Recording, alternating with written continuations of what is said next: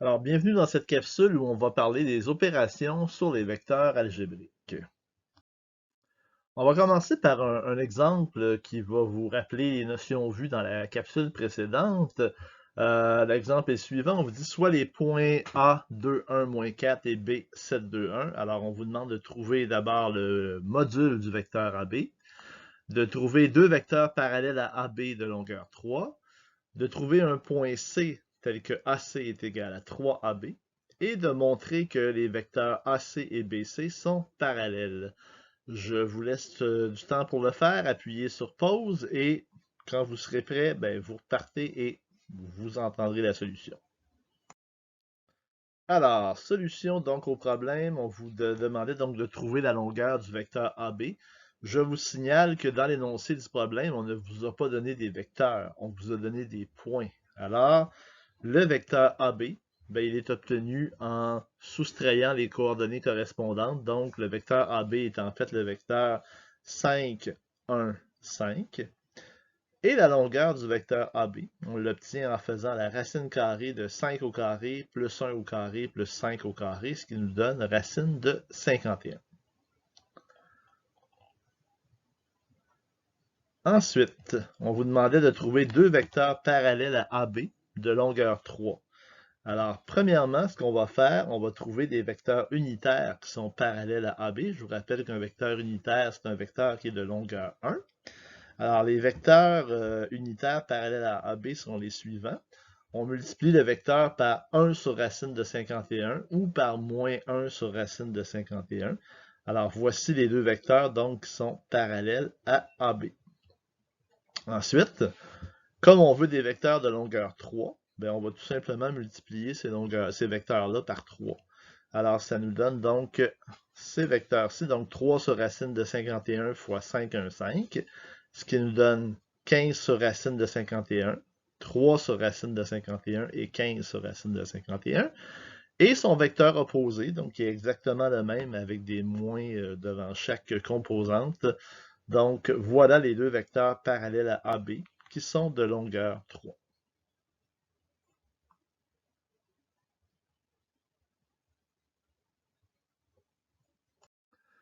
Maintenant, on vous demandait de trouver un point C, x, y, z, tel que le vecteur AC est égal à 3 fois le vecteur AB.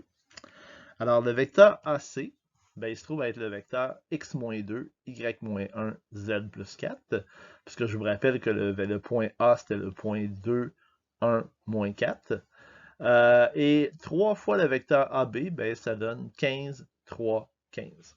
Alors, pour que AC soit égal à 3AB, ben, ça veut dire que x moins 2 va être égal à 15, donc x vaut 17, que y moins 1 va être égal à 3, donc y vaut 4, et finalement, que z plus 4 va être égal à 15, donc que z vaut 11. Et le point C est donc le point 17, 4, 11. Ensuite, dernière question. On vous demandait de montrer que les vecteurs AC et BC sont parallèles. Juste vous rappeler la définition de vecteurs parallèles qu'on a vu précédemment. On dit que si AC et BC sont des vecteurs parallèles, alors AC va être égal à K fois BC. Alors, il faut trouver s'il existe une constante K qui fait en sorte que le vecteur AC est égal à K fois BC. Alors, je vous rappelle que le vecteur AC, c'est le vecteur 15, 3, 15, et que le vecteur BC, ben, c'est le vecteur 10, 2, 10. Alors, est-ce que c'est vrai que AC est égal à K fois BC? Alors, est-ce qu'il existe un K tel que AC est égal à KBC? Ben, pour ça, il faudrait que 15 soit égal à 10K, que 3 soit égal à 2K et que 15, encore une fois, soit égal à 10K. Alors, est-ce qu'on peut trouver un K qui satisfait ces trois équations-là? Ben, pour la première équation, 15 égale 10K, ben, on trouve que K est égal à 3 demi. Pour la deuxième, 3 égale 2K, ben, on trouve aussi que K est égal à 3 demi. Et forcément, pour la troisième, vu que c'est la même que la première, ben, on trouve également que K est égal à 3 demi. Alors, on peut conclure que le vecteur AC est égal à 3 demi fois le vecteur BC. Et ça veut dire que les vecteurs AC et BC sont parallèles.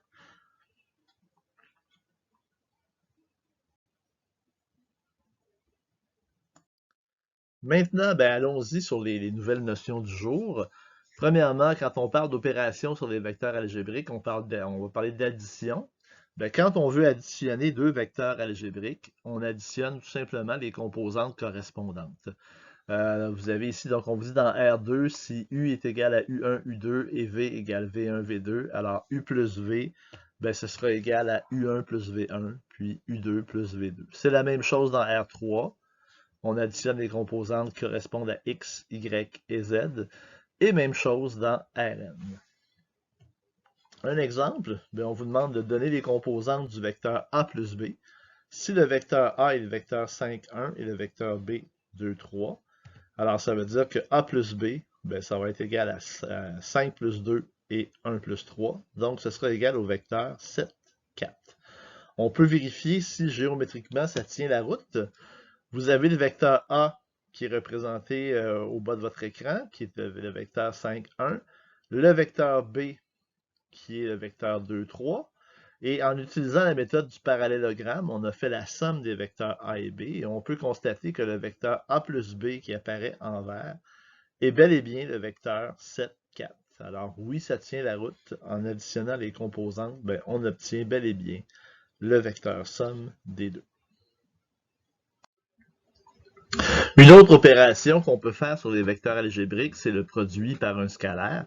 Donc, dans R2, si k est un scalaire et qu'on multiplie k fois le vecteur u, ben à ce moment-là, on multiplie chacune des composantes par le k, donc ça fait ku1, ku2. Même chose dans R3, si on a le vecteur u1, u2, u3, ben le produit par le scalaire k, ça devient ku1, ku2, ku3. Et même chose dans Rn, on multiplie tout simplement les n composantes du vecteur par le scalaire k.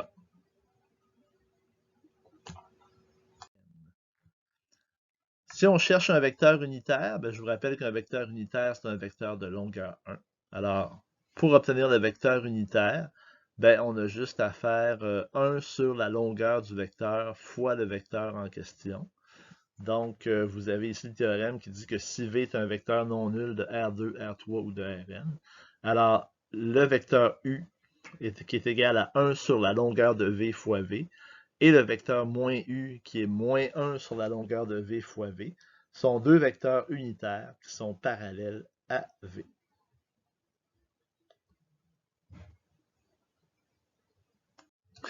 Alors voici un exemple que je vous demande de travailler. Alors je vous invite à appuyer sur pause, à le faire et à nous revenir quand vous serez prêt. Alors, voici les solutions à l'exercice proposé. On vous demandait dans un premier temps de vérifier si les vecteurs U et PQ étaient parallèles. Le vecteur U, c'est le vecteur 3, moins 1, 2. Et le vecteur PQ, ben, on l'obtient en soustrayant les composantes de Q moins celles de P. Alors, ça nous donne le vecteur PQ qui est égal à 9, 3, 6. Si les deux vecteurs sont parallèles, ça veut dire qu'il existe un nombre réel, K, qui fait en sorte que PQ est égal à K fois U. Est-ce que c'est le cas? Ben, vérifions. On devrait avoir 9 égale à 3K, ce qui veut dire que K est égal à 3. Et on devrait, en regardant les composantes en Y, avoir 3 est égal à moins K, ce qui veut dire que K serait égal à moins 3. Et là, il y a un problème, parce qu'on n'a pas le même K dans les deux situations. Alors, je ne prendrai même pas le temps de vérifier pour les composantes de Z. On peut tout de suite affirmer que U et PQ ne sont pas parallèles parce qu'il n'existe pas de nombre réel K qui satisfont les trois composantes dans le fond. Question B.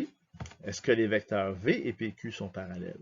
Alors, le vecteur V, c'est le vecteur 6, 2, 4. Le vecteur PQ, c'est encore le vecteur 9, 3, 6.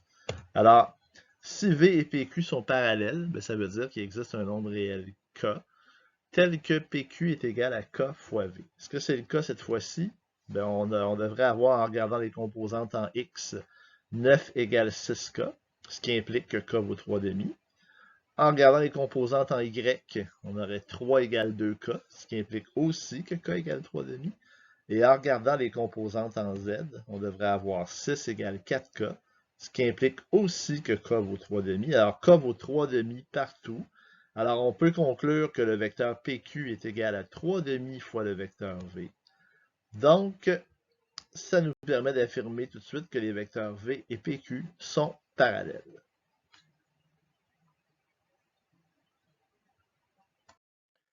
Question suivante. Entre le vecteur V ou le vecteur RQ, lequel de ces deux vecteurs est le plus long? Ben, le vecteur V, on va calculer la longueur des deux vecteurs ou le module des deux vecteurs. Alors, le module de V, ben, c'est la racine de 56.